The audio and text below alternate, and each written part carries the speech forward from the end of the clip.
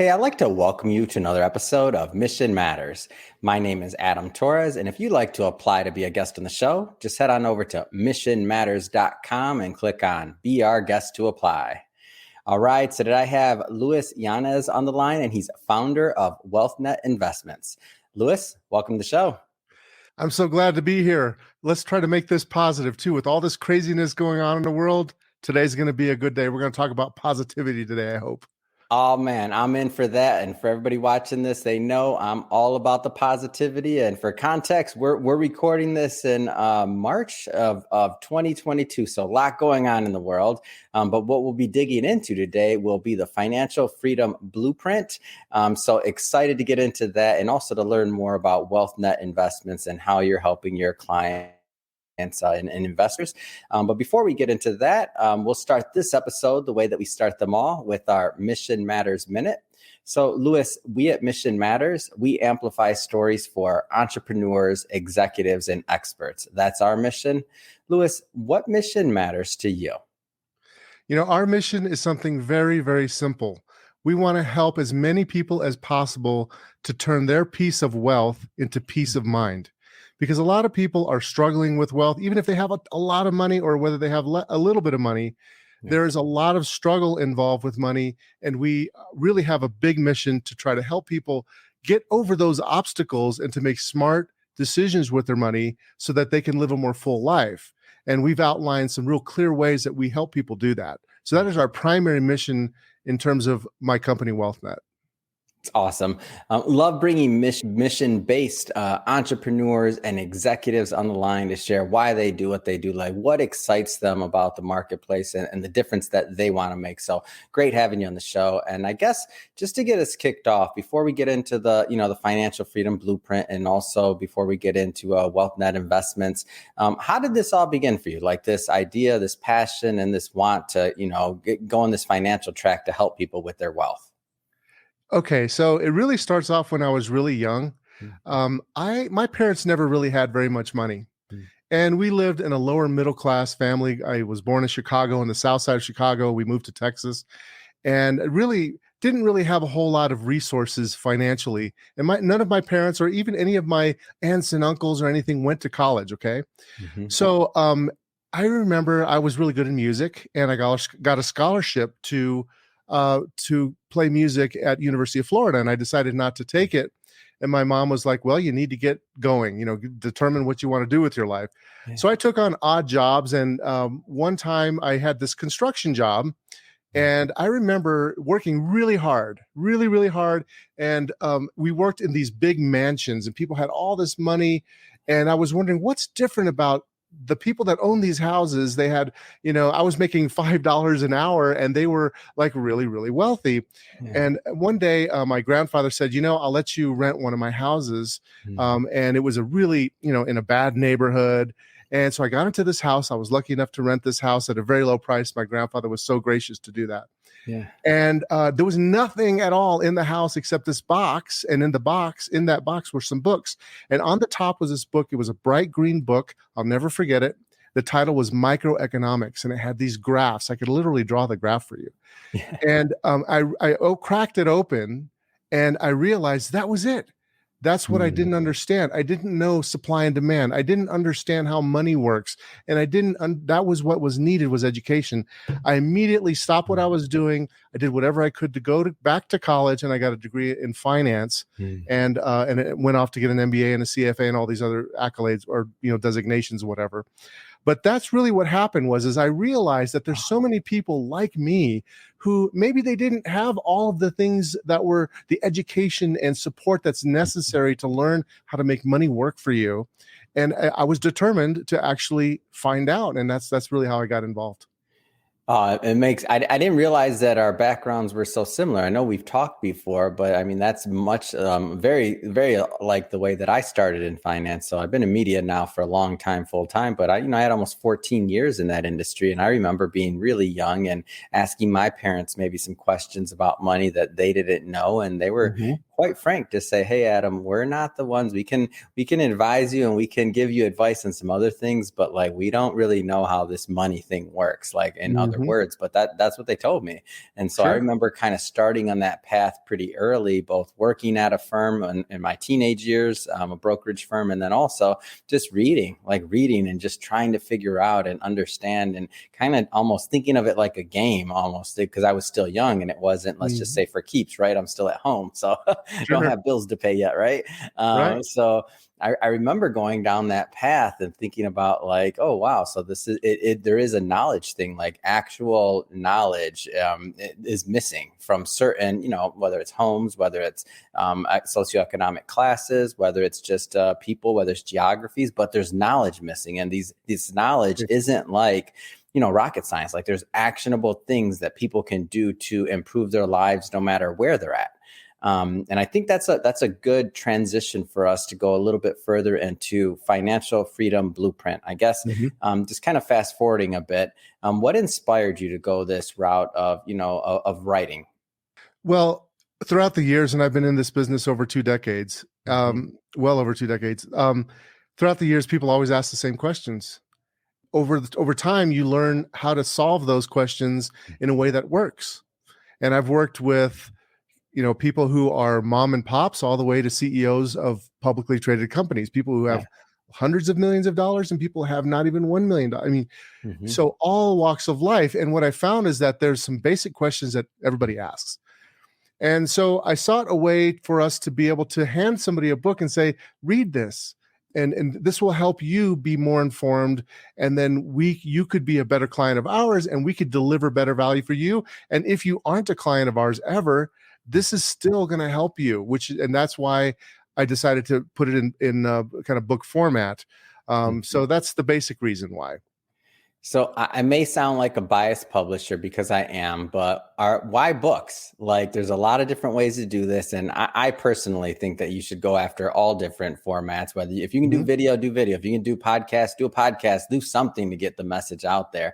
But I Right. am a publisher, and I still like the feel of books. It's still my Mhm. impression that people don't throw away books; like they keep them. I have books on my counters. I have books all Right. over the place. Like, Yeah. why a I book? mean, I've got a copy of the blueprint right here, and you can touch it, you can feel it, you can Yeah. go back to things, you could dog ear it, you could write on it, you could, I'm a big believer in books. I still try to get my kids to read books. Google can help you quite a bit, but let's get down. Some of the best information you can get are not just current books, but old books. Yeah. Because what you really want to do is you want to capture what is perennially true. And a lot of times these books that were written 100 years ago, 50 Mhm. years ago, even longer, and we take the Bible, for example, there Yeah. are some things in there that will never change, right?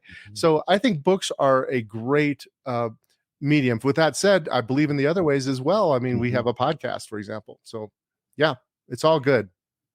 So let's dig into some of the content in Financial Freedom Blueprint, and obviously we won't have time to go through it all today. But I do want to give the audience a good taste because at the of the book and just what to expect, because I do Okay. want them to grab a copy. At the end of this, I'll give you the opportunity, of course, to leave contact information, websites, wherever the audience can pick up a copy. But let's get into some of the content. So where does it begin? Well, the book is structured in a way where the first part of it are those basics that I had mentioned to you. There's really 7 key steps that we call the 7 steps to accelerate your path to prosperity. Everybody should do these steps. I think that's the kind of the starting point for the book. Yeah. And I mean, if you want to, we could touch on each one slightly, or however you want to go with it. But there are certain things that if you do these things, it gives you a high probability that you're going to be successful. Whether you have no money or whether you have a lot of money, and you have to really touch on each one of these steps. And so, I do want to go into a couple of the steps for sure. But Mhm. before we do that, you know, a lot of times people can be intimidated by financial books. Like they think they maybe are written, like just the style, the writing, like maybe they went to school for something other than finance. And they're like, I don't want to pick up a book that I'm gonna have to pick up the dictionary every 2 minutes, or, it's not like, tell me about the writing style and feel. Is this digestible for somebody that maybe is not advanced in finance? I would say it's 80% digestible for somebody who has no finance. Okay. There are some sections in So there. everybody can read this thing. Everybody can read this. Yeah, I wanted it to be something that everybody could read, and I try to speak in plain language. There are a few times when I'll talk about something that's a little more highbrow or technical, but then I'll explain what it is. So hopefully everybody can digest it.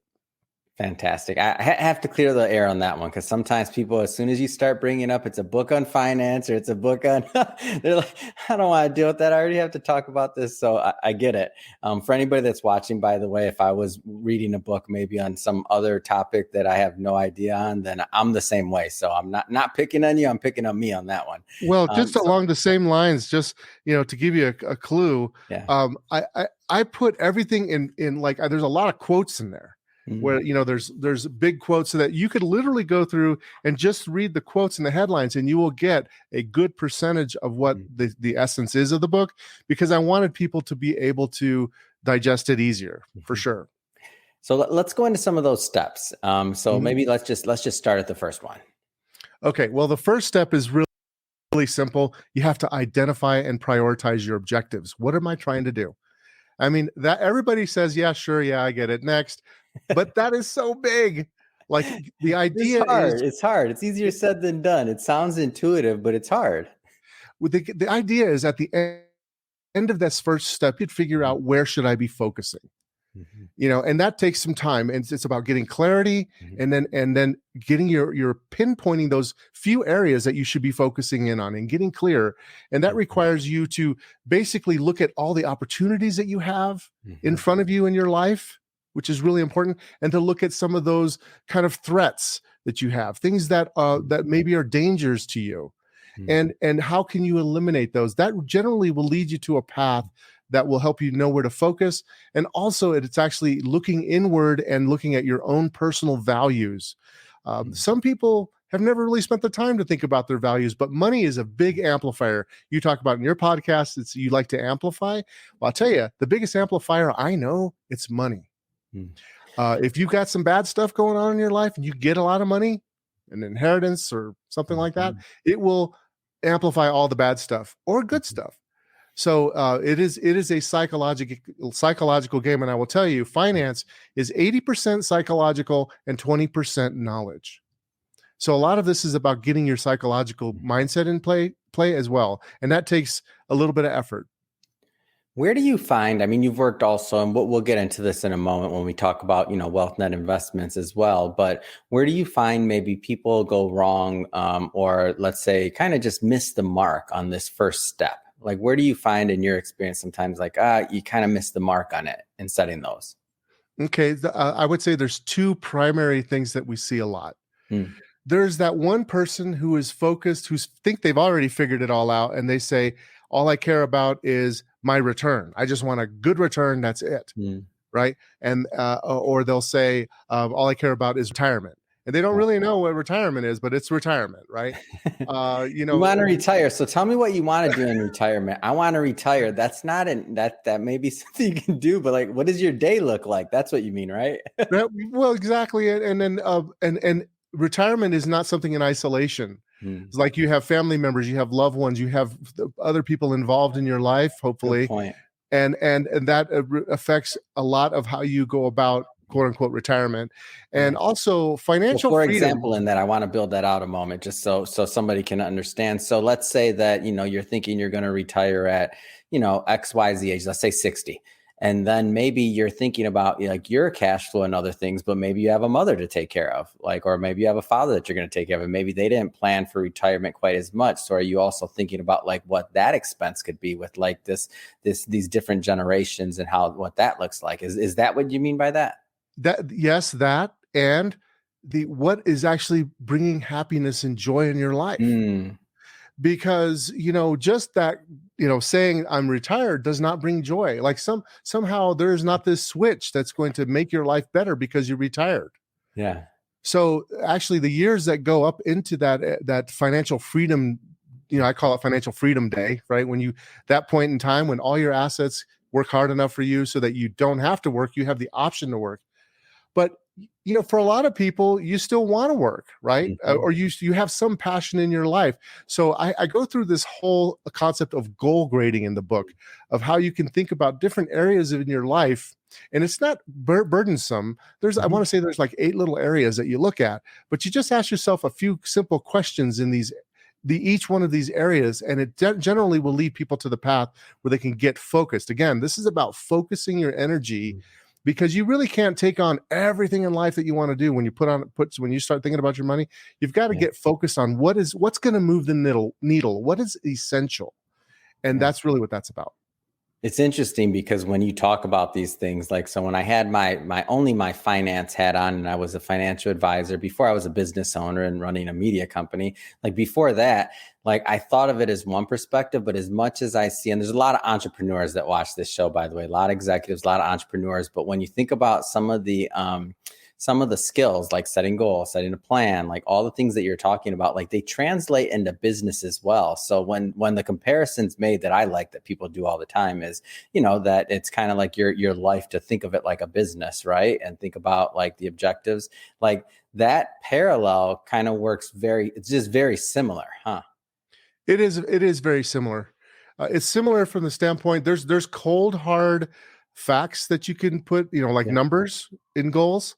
You always want to have timelines, like how long and how much money, like dollars and time. That's generally the two kind of hard things. But there's a lot of soft things that surround it as well. So you have to kind of get a handle on the soft part of it.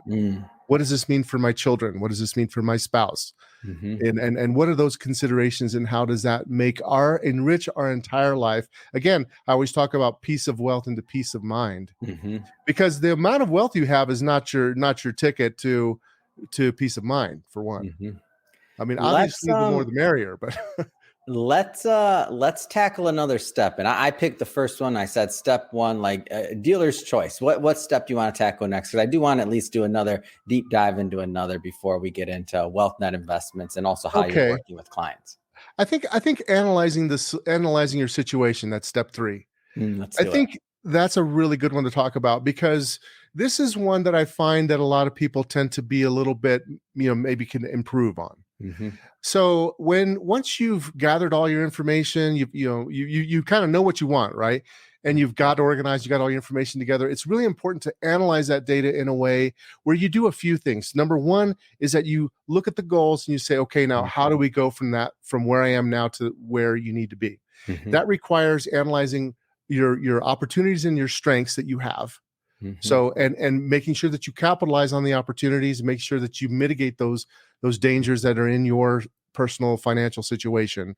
And then it also requires you to crunch numbers. So let's just use an example. Let's say, let's just use the retirement goal, because that's usually the primary goal. You generally, once you've done a needs analysis and you say, okay, given where I am right now and everything, I'm going to need a certain amount of money by a certain amount of time. And we're going to need to set a time frame. And how much is that money? And then how can I realistically get there?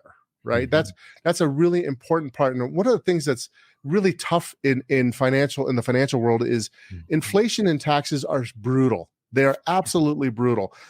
We were just working on a financial plan for a very well-off executive, and he works for a financial company. And I will tell you, the decision about how you take your money out is enormous. I mean, and there's some general guidelines that you can use, but like, which accounts are you going to take money out of? And which account should I be putting my money into? And how much? How should I be splitting for every dollar that I'm bringing in? How should I be splitting that money up? That decision process changes throughout your financial life.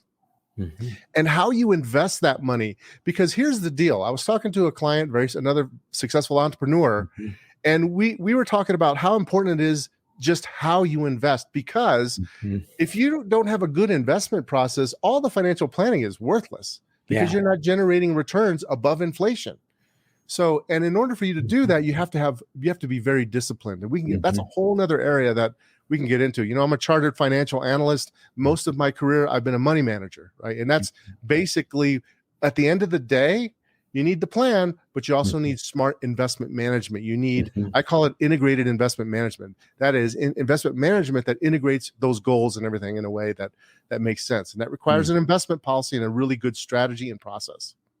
Yeah, and for those that are watching that don't maybe know what a CFA is, you've probably heard of a CFP. Like a lot of people can be a CFP. I think it's wonderful. It specializes more so on the planning side of things.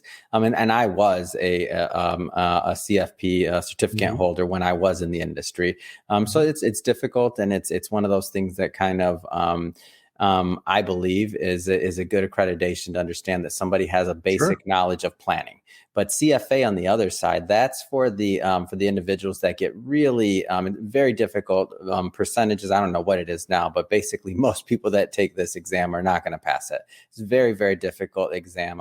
I used to call them, and Lewis is not prompting this, and I'm not getting paid for this, but I used to call them the special people. Like CFA was above my head. Like I was scared of the test when I just saw how many pages of formulas that had to be memorized. I mean, it's a ridiculous exam beyond the scope of this interview, but Google CFA if you want to know more about what we're talking about there. And then so I think it's like 1/3 of everybody who takes it passes level 1, and then there's three levels. So if you multiply 0.3 times 0.3 times 0.3, that'll tell you, like, for every person that goes through, they actually get through all three. So, but that's really not the point, because you need that technical knowledge.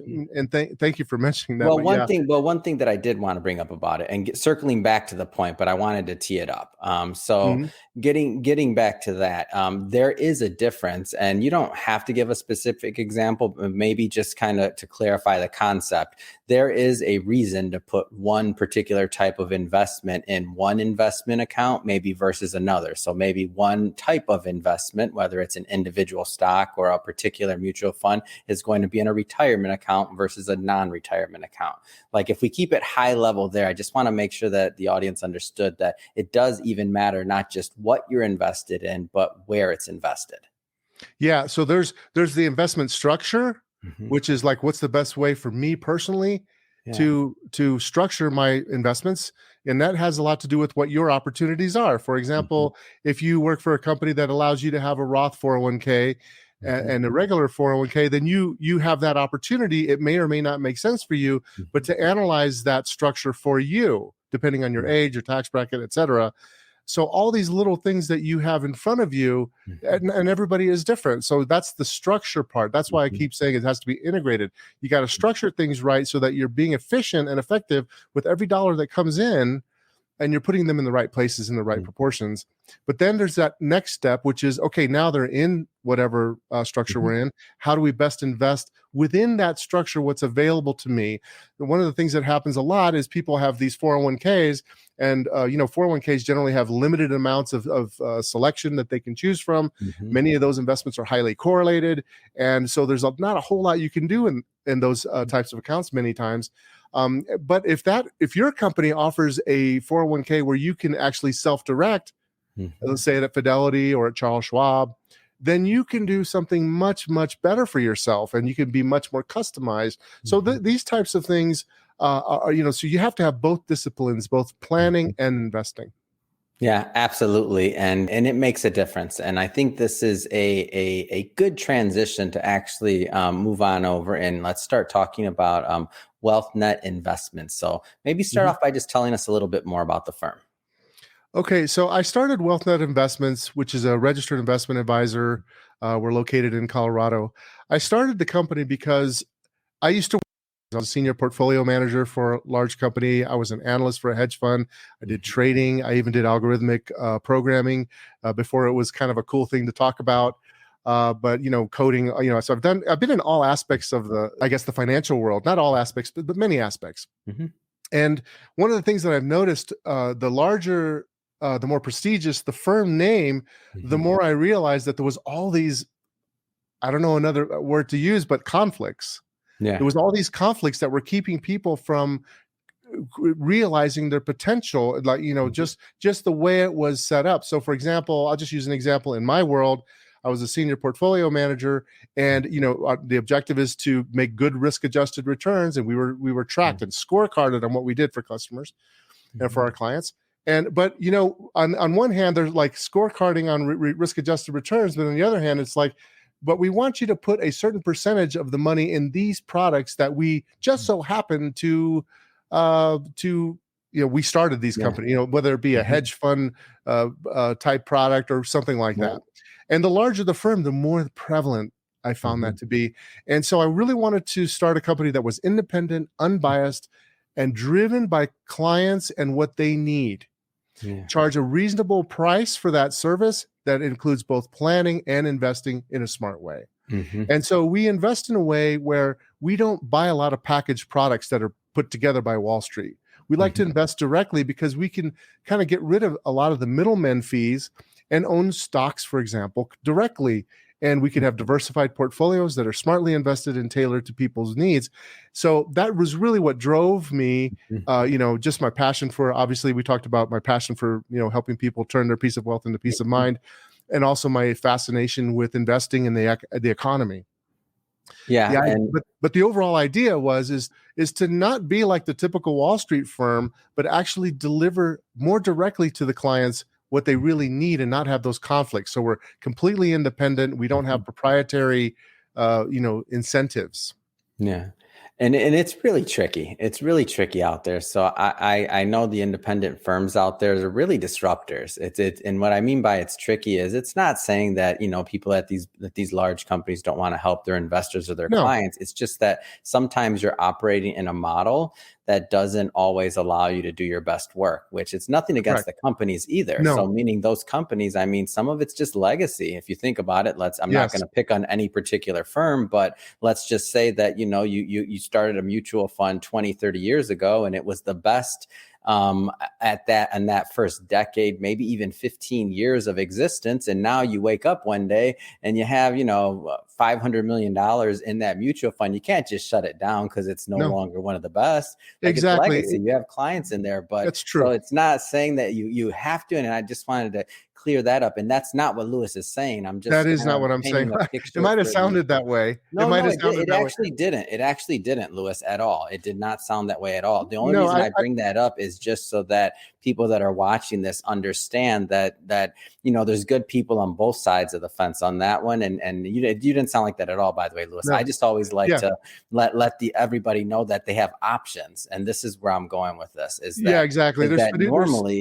Normally what happens is, when you think about something like a mutual fund, that's just a product. That's just a product that was made up. Sometimes that product may work and be the best thing. Maybe it's not. And so in my opinion, when you think about whether or not to explore an independent firm, a lot of times, like what you just mentioned, Lewis, and I'll let you go further on this, but just the idea of having a customized approach or having somebody that has an ability to look at your situation a little bit more and isn't necessarily working off of just a matrix, let's just say, where they can't necessarily go off matrix or some of those things. Maybe talk a little bit more about your process. When somebody new comes in, we just have an introduction call and we just really want to know more about them. And we do what's called a vision builder.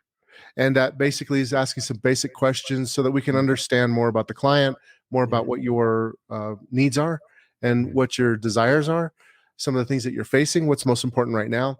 And then we just try to see if there's a basis for us to help you. So my overall philosophy is that we should be providing 10x value. So we don't want to work with people unless we feel like we can provide 10 times more value to them than what we are receiving in fees. So that's really the assessment. Is it a good fit? And based on what we do and based on what the client needs.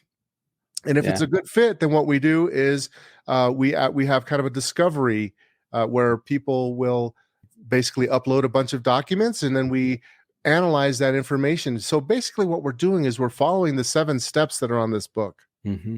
And it takes 3 meetings at a minimum for people to go through that entire process. And then there's ongoing monitoring, which is also part of the process, is the ongoing monitoring part of it. By the way, it is the most important part of the process in the end, because, as time goes on, people's situation changes, or the economy is changing, opportunities and risks change, and you must be adapting in order for you to maximize your wealth. So it's really important that monitoring is part of the thing, part of the whole process. Yeah. So Lewis, you mentioned you have a podcast. Tell us a little bit more about that. So the Market Call show every Thursday, we have an interview or I do a monologue.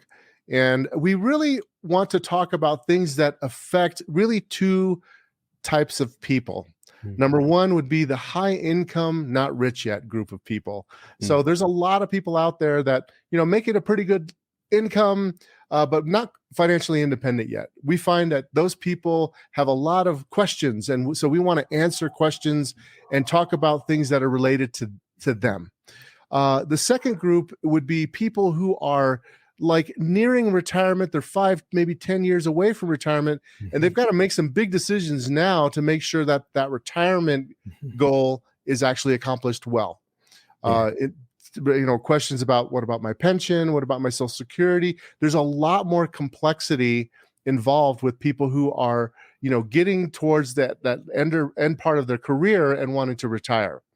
So those are the two basic people that we talk to, and we have interviews with all aspects that affect those groups of people. It could be a discussion about things in your career, or it could be a discussion about, what is the best way to deal with the college part, education for your children, or it could be something about what's happening in the Ukraine, and how I just did a monologue this morning about what's happening in the Ukraine, what's happening in the investment markets. And this is something that I spend most of my time doing, by the way. What is happening with the valuations? Where are the opportunities? Where are the risks? So, and we want to talk about things that will help people make smarter investment choices and be aware of what's going on. So that's basically what the podcast is about. That's awesome. I'm a big fan of supporting podcasts and podcasters. We'll definitely put links in the show notes so that our audience can go check out the show. So Louis, busy guy, books, podcasts, obviously your clients running a portfolio, a lot on your plate. I just have to ask, what's next? What's next for you? What's next for the book promo, the podcast? The firm, what's next?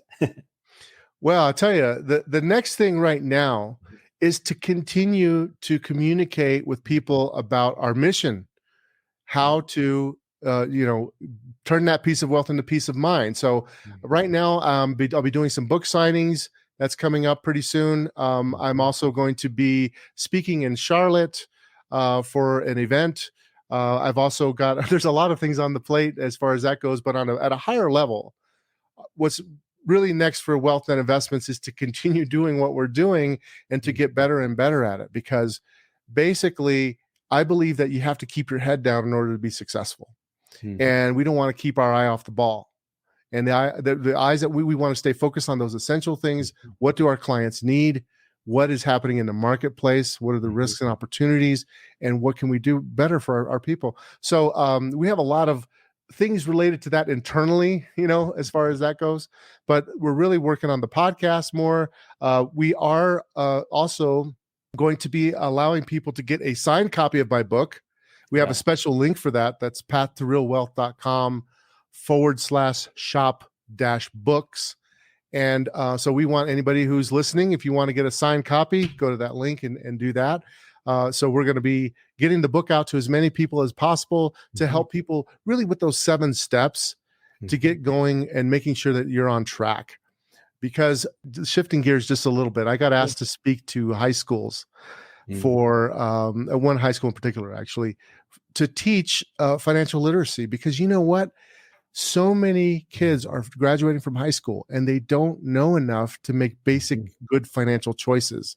So I'm giving the book away for free to some kids, and to help people move forward. I think every single child who is in high school should have to take a financial literacy course. Absolutely. My daughter was on the podcast. She came up to me with her cell phone and she said, "Dad, I need to interview you for school." And just right then and there, she starts interviewing me. And so we did this interview and we decided to put it up on the podcast. So you might want to check that out. My daughter's awesome, Elisa. She's actually quoted in my book because she says things that are like, "Wow, that was brilliant." Okay, cool. I'm going to write that down, Elisa. That's so good. She's 15, so. That's amazing. 15 got the debut on the podcast. She's going to have the next one. I can already see it. Like her dad. She's a talented one. And so is my son, LJ. He's very talented as well. So Yeah, he's an economic thinker. He's a lot like me from that standpoint. He likes to think about big picture and economics. And Oh, that's awesome. Well, Louis, I just have to say, really, it has been a pleasure having you on the show today, learning more about your background. I mean, we share very similar backgrounds and just in general financial literacy, also in terms of finance and just like our passion for getting the message out there and wanting to help people with it and just to educate them. I mean, a lot of the things you're doing, of course, you have a firm, you help people directly, but a lot of the things that you're doing, you don't have to do. You don't have to do a podcast. You don't have to give away all this content for free and to send out books and to teach at high school and do things like that. Like, you don't have to. Like, you've been blessed and you're going out there and being a blessing too. And I'm excited to have you in our Mission Matters community and to have collaborated with you on this. So in terms of how people can connect with you and just follow up, whether it's about the book, I know you mentioned that, maybe leave the web address one more time, and just the overall website, how people can continue the dialogue. What's the best way for them to do that? So I would get a signed copy of the book. Yeah. Go to pathtorealwealth.com. It's shops/books. So that's it's easy to find. And then also, if you ever have any questions, you can go to our website, wealthnetinvest.com. And up on the top, there's a little button that says schedule a call. If you have any questions, we'd be glad to answer any questions for you. The other thing is check out the Market Call Show. You could go to marketcallshow.com and check out the podcast. Perfect. And we'll put all those links in the show notes so that our audience can just click on the link that matters to them most and head right on over and check it out.